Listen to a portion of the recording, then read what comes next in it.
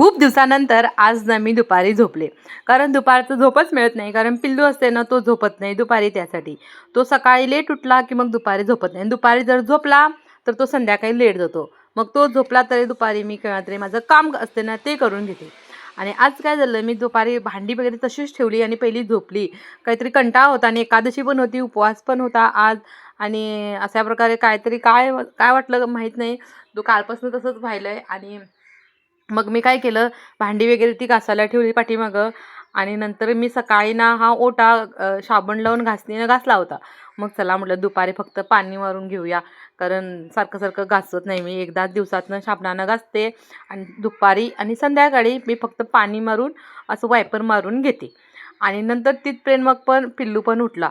पिल्लू उठला, मग उठल्यानंतर मी ना चहा बनवली. चहा बनवायच्या अगोदर मी ना आज ना ते बटाट्याचे चिप्स बनवले खाण्यासाठी. एकादस आहे ना त्यासाठी. चला म्हटलं आणि मस्त झाले होते. सिंपल बनवले, खरं छान झाले होते. तुम्हाला जर केव्हा पाहिजे असेल सांगा, मी रेसिपी तुमच्याबरोबर शेअर करेन. आणि ते बाहेरचे खाण्यापेक्षा हे घरीच बनवून खाल्ले तरी छान असतात. लहान लहान मुलांना पण बरे असते, आम्हाला पण बरं आहे. चला, आता व्हिडिओ नेक्स्ट व्हिडिओमध्ये. Bye bye.